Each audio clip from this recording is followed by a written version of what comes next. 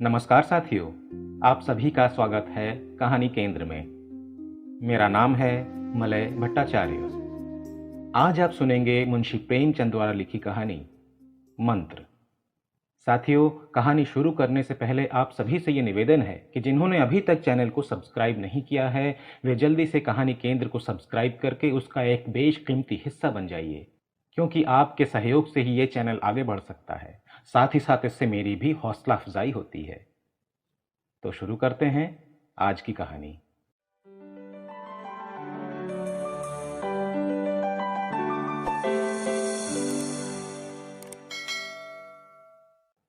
संध्या का समय था। डॉक्टर चड्ढा गोल्फ खेलने के लिए तैयार हो रहे थे। मोटर द्वार के सामने खड़ी थी कि दो कहार एक डोली लिए आते दिखाई दिए। डोली के पीछे एक बूढ़ा लाठी टेकता चला आ रहा था। डोली औषधालय के सामने आकर रुक गई। बूढ़े ने धीरे धीरे आकर द्वार पर पड़ी हुई चिक से झांका। ऐसी साफ सुथरी जमीन पर पैर रखते हुए भय हो रहा था कि कोई घुड़क न बैठे। डॉक्टर साहब को सामने खड़े देखकर भी उसे कुछ कहने का साहस न हुआ। डॉक्टर साहब ने चिक के अंदर से गरज कर कहा, कौन है, क्या चाहता है? बूढ़े ने हाथ जोड़कर कहा, हुजूर, बड़ा गरीब आदमी हूं, मेरा लड़का कई दिन से। डॉक्टर साहब ने सिगार जलाकर कहा, कल सवेरे आओ, कल सवेरे। हम इस वक्त मरीजों को नहीं देखते। दुहाई है सरकार की, लड़का मर जाएगा। हुजूर, 4 दिन से आंखें नहीं। डॉक्टर चड्ढा ने कलाई पर नजर डाली। केवल 10 मिनट का समय और बाकी था। गोल्फ स्टिक खूंटी से उतारते हुए बोले, कल सवेरे आओ, कल सवेरे, ये हमारे खेलने का समय है। बूढ़े ने पगड़ी उतारकर चौखट पर रख दी और रो कर बोला, हुजूर, एक निगाह देख लें, बस एक निगाह। लड़का हाथ से चला जाएगा हुजूर। 7 लड़कों में यही एक बच रहा है हुजूर। हम दोनों आदमी रो रो कर मर जाएंगे सरकार। आपकी बढ़ती होए दीन बंधु। ऐसे उजड्ड देहाती यहां प्रायः रोज आया करते थे। डॉक्टर साहब उनके स्वभाव से खूब परिचित थे। कोई कितना ही कुछ कहे पर वे अपनी ही रट लगाते जाएंगे, किसी की सुनेंगे नहीं। धीरे से चिक उठाई और बाहर निकलकर मोटर की तरफ चले। बूढ़ा ये कहता हुआ उनके पीछे दौड़ा, सरकार, बड़ा धर्म होगा। हुजूर, दया कीजिए, बड़ा दीन दुखी हूं। संसार में कोई और नहीं है बाबूजी। मगर डॉक्टर साहब ने उसकी ओर मुंह फेर कर देखा तक नहीं। मोटर पर बैठकर बोले, कल सवेरे आना। मोटर चली गई। बूढ़ा कई मिनट तक मूर्ति की भांति निश्चल खड़ा रहा। संसार में ऐसे मनुष्य भी होते हैं जो अपने आमोद प्रमोद के आगे किसी की जान की भी परवाह नहीं करते। शायद इसका उसे अब भी विश्वास न आता था। सभ्य संसार इतना निर्मम, इतना कठोर है, इसका इतना मर्म भेदी अनुभव अब तक न हुआ था। वो उन पुराने जमाने के जीवों में था जो लगी हुई आग को बुझाने, मुर्दे को कंधा देने, किसी के छप्पर को उठाने और किसी कलह को शांत करने के लिए सदैव तैयार रहते थे। जब तक बूढ़े को मोटर दिखाई दी, वो खड़ा टकटकी लगाए उस ओर ताकता रहा। शायद उसे अब भी डॉक्टर साहब के लौट आने की आशा थी। फिर उसने कहारों से डोली उठाने को कहा। डोली जिधर से आई थी उधर ही चली गई। चारों ओर से निराश होकर वो डॉक्टर चड्ढा के पास आया था। इनकी बड़ी तारीफ सुनी थी। यहां से निराश होकर फिर वो किसी दूसरे डॉक्टर के पास न गया। किस्मत ठोंक ली। उसी रात को उसका हंसता खेलता 7 साल का बालक अपनी बाल लीला समाप्त करके इस संसार से सिधार गया।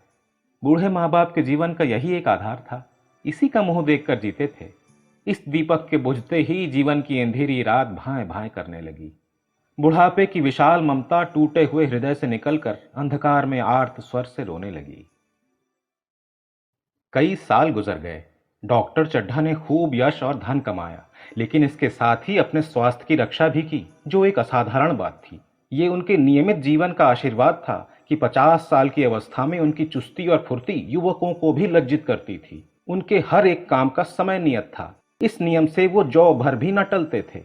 बहुधा लोग स्वास्थ्य के नियमों का पालन उस समय से करते हैं जब रोगी हो जाते हैं। डॉक्टर चड्ढा उपचार और संयम का रहस्य खूब समझते थे। उनकी संतान संख्या भी इसी नियम के अधीन थी।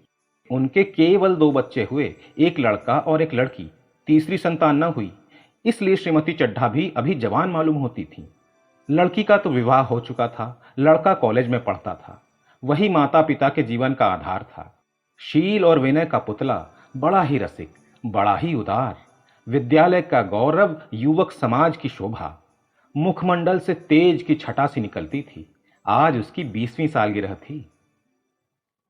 संध्या का समय था। हरी हरी घास पर कुर्सियां बिछी हुई थी। शहर के रईस और हुक्काम एक तरफ, कॉलेज के छात्र दूसरी तरफ बैठे भोजन कर रहे थे। बिजली के प्रकाश से सारा मैदान जगमगा रहा था। आमोद प्रमोद का सामान भी जमा था। छोटा सा प्रहसन खेलने की तैयारी थी। प्रहसन स्वयं कैलाश नाथ ने लिखा था, वही मुख्य एक्टर भी था। इस समय वो एक रेशमी कमीज पहने, नंगे सिर नंगे पांव इधर से उधर मित्रों की आवाभगत में लगा हुआ था। कोई पुकारता, कैलाश जरा इधर आना। कोई उधर से बुलाता, कैलाश क्या उधर ही रहोगे। सभी उसे छेड़ते थे, चुहलें करते थे। बेचारे को जरा दम मारने का भी अवकाश न मिलता था। सहसा एक रमणी ने उसके पास आकर कहा, क्यों कैलाश, तुम्हारे सांप कहां हैं? जरा मुझे दिखा दो। कैलाश ने उससे हाथ मिलाकर कहा, मृणालिनी इस वक्त क्षमा करो, कल दिखा दूंगा। मृणालिनी ने आग्रह किया, जी नहीं, तुम्हें दिखाना पड़ेगा, मैं आज नहीं मानने की। तुम रोज कल कल करते रहते हो। मृणालिनी और कैलाश दोनों सहपाठी थे और एक दूसरे के प्रेम में पगे हुए। कैलाश को सांपों के पालने, खिलाने और नचाने का शौक था। तरह तरह के सांप पाल रखे थे। उनके स्वभाव और चरित्र की परीक्षा करता रहता था।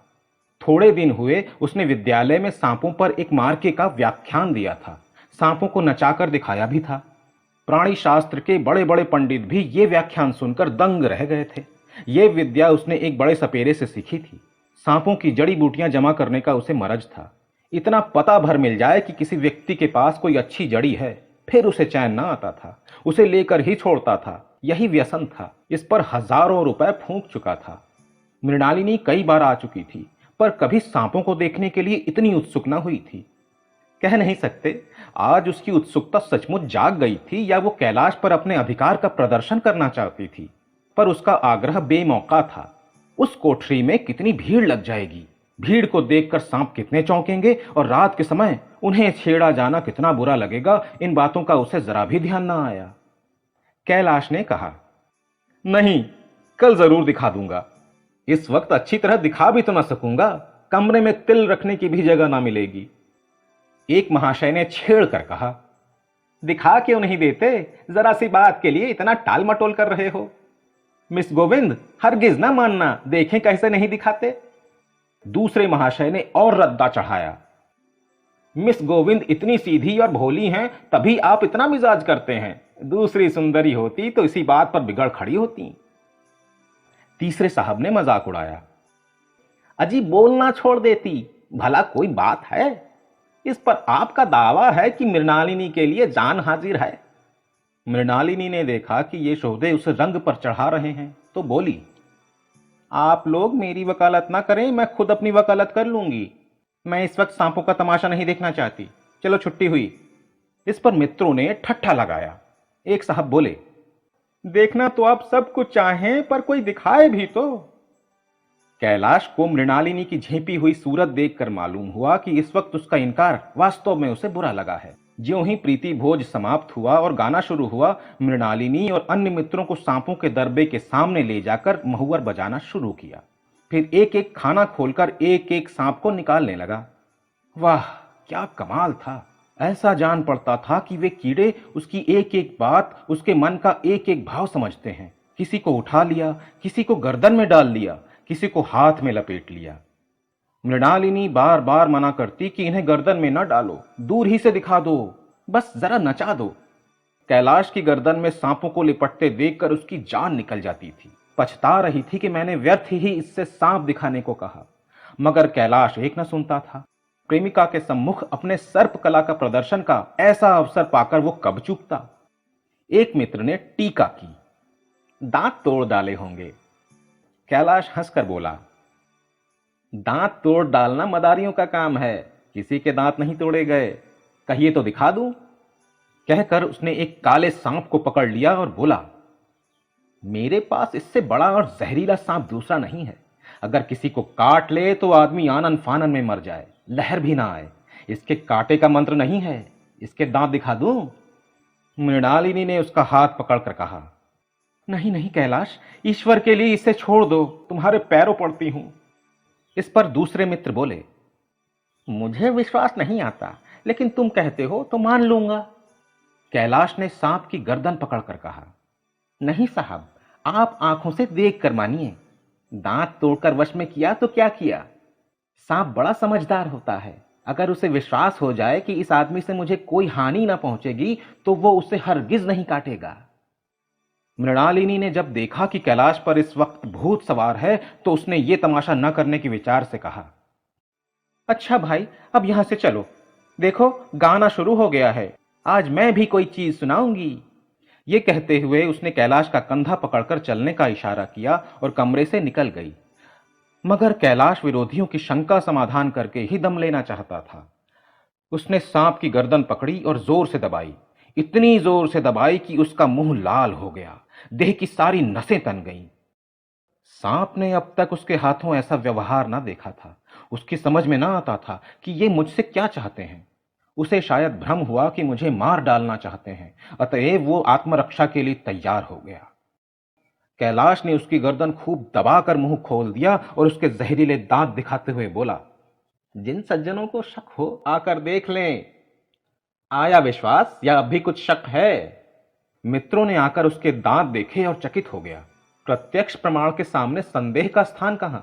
मित्रों का शंका निवारण करके कैलाश ने सांप की गर्दन ढीली कर दी और उसे जमीन पर रखना चाहा, पर वो काला गेहुवन क्रोध से पागल हो रहा था।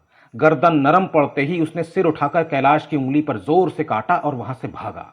कैलाश की उंगली से टप टप खून टपकने लगा। उसने जोर से उंगली दबा ली और अपने कमरे की तरफ दौड़ा। वहां मेज की दराज में एक जड़ी रखी हुई थी, जिसे पीसकर लगा देने से घातक विष भी रफू हो जाता था। मित्रों में हलचल पड़ गई। बाहर महफिल में भी खबर हुई। डॉक्टर साहब घबरा कर दौड़े। फौरन उंगली की जड़ कसकर बांधी गई और जड़ी पीसने के लिए दी गई।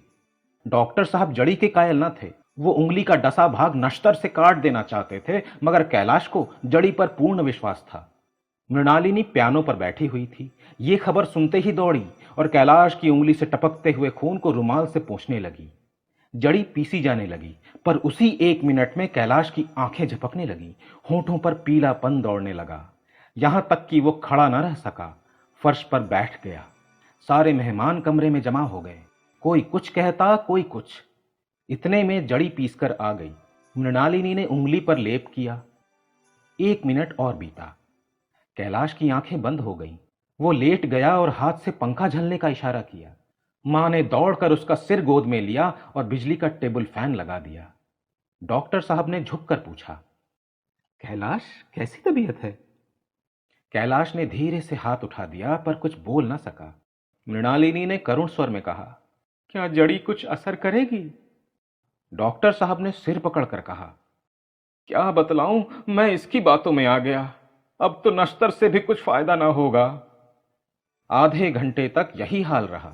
कैलाश की दशा प्रतिक्षण बिगड़ती जाती थी, यहां तक कि उसकी आंखें पथरा गईं, हाथ पांव ठंडे हो गए, मुख की कांति मलिन पड़ गई, नाड़ी का कहीं पता नहीं। मौत के सारे लक्षण दिखाई देने लगे। घर में कोहराम मच गया। मृणालिनी एक ओर सिर पीटने लगी, मां अलग पछाड़े खाने लगी। डॉक्टर चड्ढा को मित्रों ने पकड़ लिया, नहीं तो वो नश्तर अपनी गर्दन पर मार लेते। एक महाशय बोले, कोई मंत्र झाड़ने वाला मिले तो संभव है अब भी जान बच जाए। एक मुसलमान सज्जन ने इसका समर्थन किया। अरे साहब, कब्र में पड़ी हुई लाशें जिंदा हो गई हैं, ऐसे ऐसे बाकमाल पड़े हुए हैं।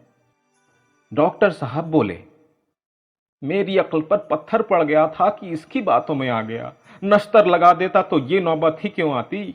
बार बार समझाता रहा कि बेटा, सांप ना पालो, मगर कौन सुनता था।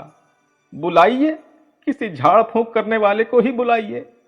मेरा सब कुछ ले ले, मैं अपनी सारी जायदाद उसके पैरों पर रख दूंगा।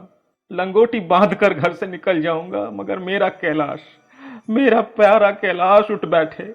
ईश्वर के लिए किसी को बुलाइए। एक महाशय का किसी झाड़ने वाले से परिचय था। वो दौड़कर उसे बुला लाए, मगर कैलाश की सूरत देखकर उसे मंत्र चलाने की हिम्मत न पड़ी। बोला, अब क्या हो सकता है सरकार, जो कुछ होना था हो चुका।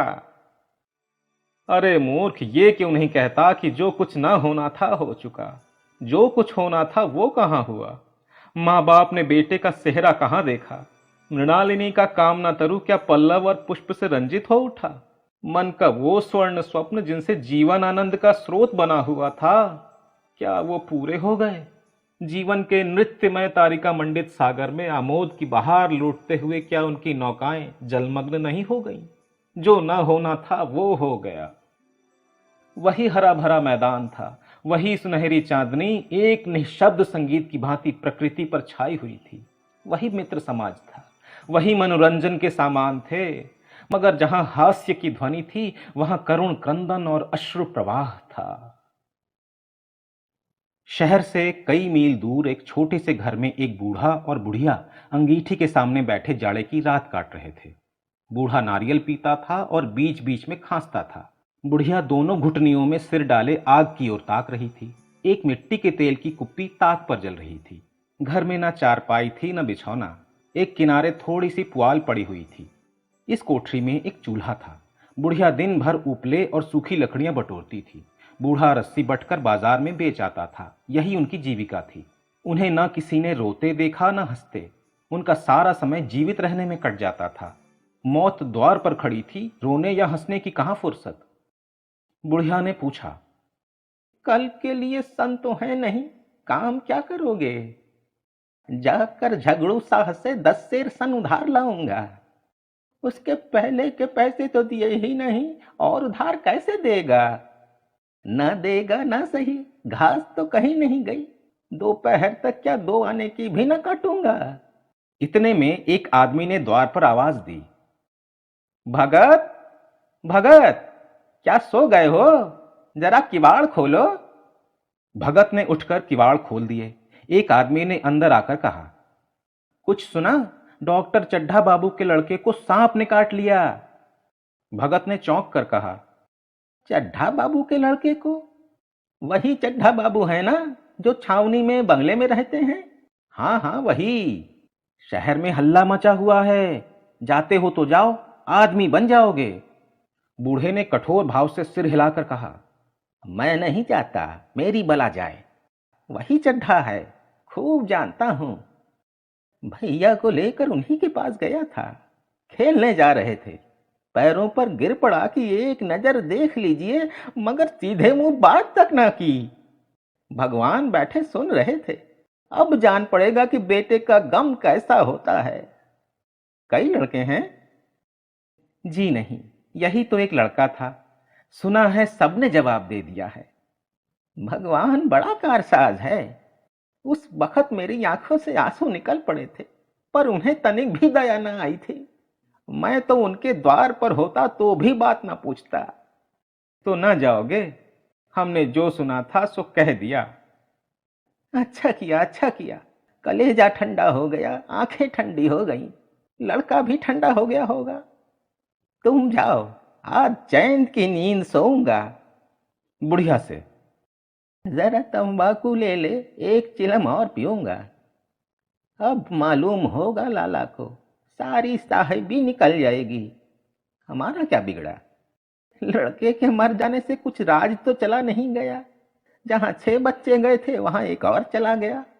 तुम्हारा तो राज सुना हो जाएगा। उसी के वास्ते सबका गला दबा दबा कर जोड़ा था ना। अब क्या करोगे? हैं? एक बार देखने जाऊंगा, पर कुछ दिन बाद मिजाज का हाल पूछूंगा। आदमी चला गया। भगत ने किवाड़ बंद कर लिए, तब चिलम पर तंबाकू रखकर पीने लगा। बुढ़िया ने कहा, इतनी रात गए जाड़े पाले में कौन जाएगा? अरे दोपहर ही होता तो मैं न जाता। सवारी दरवाजे पर लेने आती तो भी न जाता। भूल नहीं गया हूं। पन्ना की सूरत आज भी आंखों में फिर रही है। इस निर्दयी ने उसे एक नजर देखा तक नहीं। क्या मैं नहीं जानता था कि वो न बचेगा? खूब जानता था। चड्ढा भगवान नहीं थे कि उनकी एक निगाह देख लेने से अमृत बरस जाता। नहीं, खाली मन की दौड़ थी कि जरा तसल्ली हो जाती। बस इसीलिए उनके पास गया था।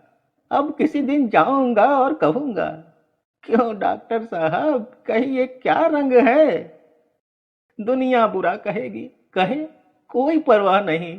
छोटे आदमियों में तो सब ऐब होते हैं, बड़ों में कोई ऐब नहीं होता, देवता होते हैं। भगत के लिए ये जीवन में पहला अवसर था कि ऐसा समाचार पाकर वो बैठा रह गया हो। 80 वर्ष के जीवन में ऐसा कभी ना हुआ था कि सांप की खबर पाकर वो दौड़ कर ना गया हो। माघ पूस की अंधेरी रात, चैत बैसाख की धूप और लू, सावन भादों की चढ़ी हुई नदी और नाले, किसी की उसने कभी परवाह न की। वो तुरंत घर से निकल पड़ता था, निस्वार्थ, निष्काम। लेन देन का विचार कभी दिल में ना आया था। ये ऐसा काम ही ना था। जान का मूल्य कौन दे सकता है, ये एक पुण्य का कार्य था। सैकड़ों निराशों को उसके मंत्रों ने जीवन दान दिया था। पर आज वो घर से कदम नहीं निकाल सका। ये खबर सुनकर सोने जा रहा था। बुढ़िया ने कहा, तम्बाकू अंगीठी के पास रखी हुई है, उसके भी आज 2.5 पैसे हो गए, देती ही न थी। बुढ़िया ये कहकर लेटी। बूढ़े ने कुप्पी बुझाई, कुछ देर खड़ा रहा, फिर बैठ गया, अंत को लेट गया। पर यह खबर उसके हृदय पर बोझे की भांति रखी हुई थी। उसे मालूम हो रहा था उसकी कोई चीज खो गई है, जैसे सारे कपड़े गीले हो गए हैं या पैरों में कीचड़ लगा हुआ है, जैसे कोई उसके मन में बैठा हुआ उसे घर से निकालने के लिए कुरेद रहा है। उधर बुढ़िया जरा देर में खर्राटे लेने लगी। बूढ़े बातें करते करते सोते हैं और जरा सा खटका होते ही जागते हैं। तब भगत उठा, अपनी लकड़ी उठा ली और धीरे से किवाड़ खोले। बुढ़िया ने पूछा, कहाँ जाते हो? कहीं नहीं, देखता था कि कितनी रात है। अभी बहुत रात है, सो जाओ। नींद नहीं आती। नींद भला काहे को आवेगी, मन तो चड्ढा के घर लगा हुआ है। चड्ढा ने मेरे साथ कौन सी नेकी कर दी जो वहां जाऊं? वो आकर पैरों पर पड़े तो भी वहां ना जाऊं। उठे तो तुम इसी इरादे से हो? नहीं रे, ऐसा पागल नहीं हूं कि जो मुझे काटे बोए उसके लिए फूल बोता फिरूं। बुढ़िया फिर सो गई। भगत ने किवाड़ लगा दिए और फिर आकर बैठा। पर उसके मन की कुछ ऐसी दशा थी जो बाजे की आवाज कान में पड़ते ही उपदेश सुनने वालों की होती है। आंखें चाहे उपदेशक की ओर हों, पर कान बाजे ही की ओर होते हैं। दिल में भी बाजे की ध्वनि गूंजती रहती है, शर्म के मारे जगह से नहीं उठता। निर्दयी प्रतिघात का भाव भगत के लिए उपदेशक था, पर हृदय उस अभागे युवक की ओर था जो इस समय मर रहा था, जिसके लिए एक एक पल का विलंब घातक था। उसने फिर किवाड़ खोले, इतने धीरे से कि बुढ़िया को खबर भी न हुई। बाहर निकल आया। उसी वक्त गांव का चौकीदार गश्त लगा रहा था। बोला, कैसे उठे भगत? आज तो बड़ी सर्दी है, कहीं जा रहे हो क्या? भगत ने कहा, नहीं जी, जाऊंगा कहाँ? देखता था अभी कितनी रात है। भला कै बजे होंगे? चौकीदार बोला, 1 बजा होगा और क्या। अभी थाने से आ रहा था तो डॉक्टर चड्ढा बाबू के बंगले पर बड़ी भीड़ लगी हुई थी। उनके लड़के का हाल तो तुमने सुना होगा, कीड़े ने छू लिया है, चाहे मर भी गया हो। तुम चले जाओ तो साइत बच जाए। सुना है 10,000 तक देने को तैयार हैं। भगत, मैं तो ना जाऊं, चाहे वो 10 लाख भी दे दें। मुझे 10,000 या 10 लाख लेकर क्या करना है? कल मर जाऊंगा, फिर कौन भोगने वाला बैठा हुआ है? चौकीदार चला गया। भगत ने आगे पैर बढ़ाया। जैसे नशे में आदमी की देह अपने काबू में नहीं रहती, पैर कहीं रखता है, पड़ता कहीं है, कहता कुछ है, जबान से निकलता कुछ है। वही हाल इस समय भगत का था। मन में प्रतिकार था, पर कर्म मन के अधीन न था। जिसने कभी तलवार नहीं चलाई, वो इरादा करने पर तलवार नहीं चला सकता। उसके हाथ कांपते हैं, उठते ही नहीं। भगत लाठी खट खट करता लपका चला जाता था। चेतना रोकती थी, पर उपचेतना ठेलती थी। सेवक स्वामी पर हावी था। आधी राह निकल जाने के बाद सहसा भगत रुक गया। हिंसा ने क्रिया पर विजय पाई। मैं यूं ही इतने दूर चला आया, इस जाड़े पाले में मरने की मुझे क्या पड़ी थी? आराम से सोया क्यों नहीं? नींद ना आती, न सही 2-4 भजन ही गाता। व्यर्थ इतनी दूर दौड़ा आया। चड्ढा का लड़का रहे या मरे, मेरी बला से। मेरे साथ उन्होंने ऐसा कौन सा सुलूक किया था कि मैं उनके लिए मरूं? दुनिया में हजारों मरते हैं, हजारों जीते हैं, मुझे किसी के मरने जीने से क्या मतलब। मगर उपचेतना ने अब दूसरा रूप धारण किया, जो हिंसा से बहुत कुछ मिलता जुलता था। वो झाड़ फूंक करने नहीं जा रहा है, वो देखेगा कि लोग क्या कर रहे हैं। डॉक्टर साहब का रोना पीटना देखेगा, किस तरह सिर पीटते हैं, किस तरह पछाड़े खाते हैं। वो देखेगा कि बड़े लोग भी छोटों ही की भांति रोते हैं या सबर कर जाते हैं। वे लोग तो विद्वान होते हैं, सबर कर जाते होंगे। हिंसा भाव को यों धीरज देता हुआ वो फिर आगे बढ़ा। इतने में दो आदमी आते दिखाई दिए। दोनों बातें करते चले आ रहे थे। चड्ढा बाबू का घर उजड़ गया, वही तो एक लड़का था। भगत के कान में ये आवाज पड़ी। उसकी चाल और भी तेज हो गई। थकान के मारे पांव न उठते थे। शिरोभाग इतना बढ़ा जाता था मानो अब मुंह के बल गिर पड़ेगा। इस तरह वो कोई 10 मिनट तक चला होगा कि डॉक्टर साहब का बंगला नजर आने लगा। बिजली की बत्तियां जल रही थी, मगर सन्नाटा छाया हुआ था। रोने पीटने की आवाज भी ना आती थी। भगत का कलेजा धक धक करने लगा। कहीं मुझे बहुत देर तो नहीं हो गई। वो दौड़ने लगा। अपनी उम्र में वो इतना तेज कभी ना दौड़ा था।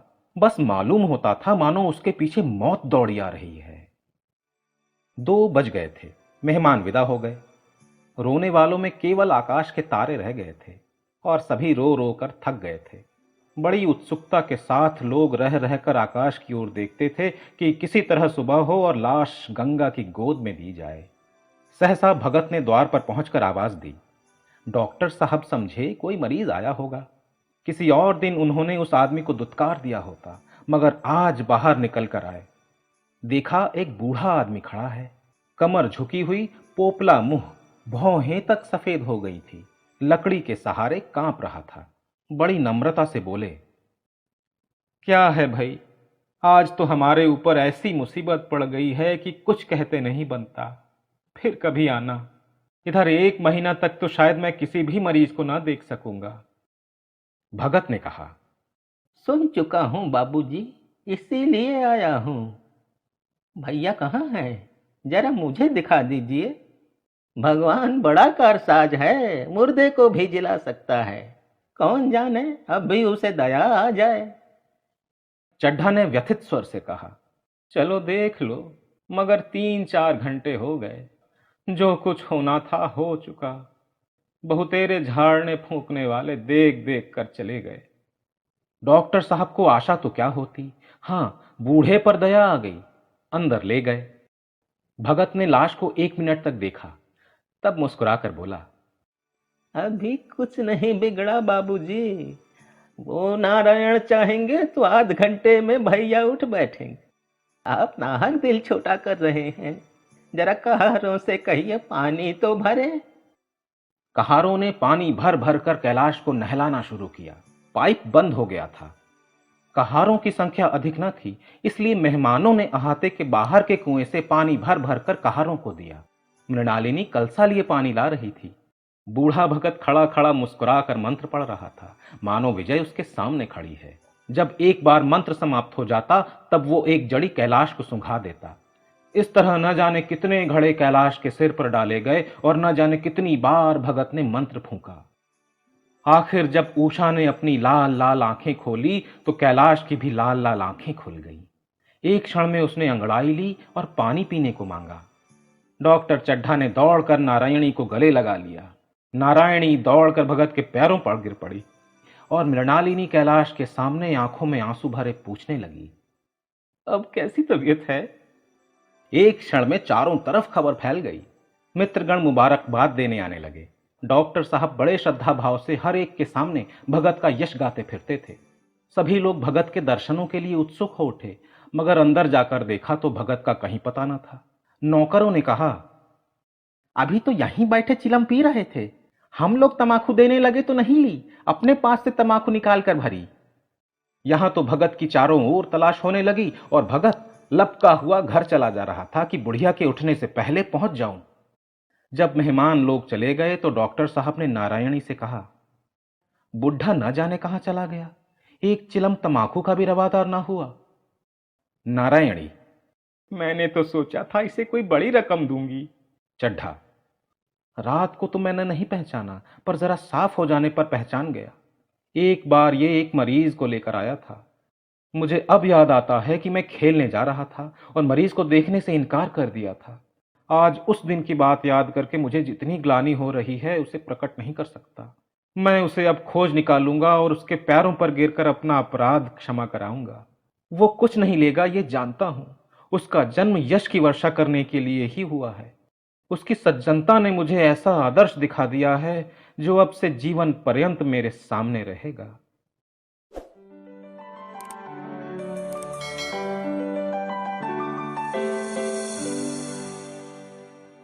साथियों, अभी आप सुन रहे थे मुंशी प्रेमचंद द्वारा लिखी कहानी मंत्र। ये कहानी आपको कैसी लगी मुझे कमेंट सेक्शन में बताइएगा। अच्छी लगने पर इसे लाइक और अपने जानने वालों में शेयर करिएगा ताकि वे भी इसका आनंद उठा सके। नई कहानियों को समय पर सुनने के लिए बेल आइकन को प्रेस करके ऑल पर सेट कर दीजिए। आप सभी का हृदय से धन्यवाद।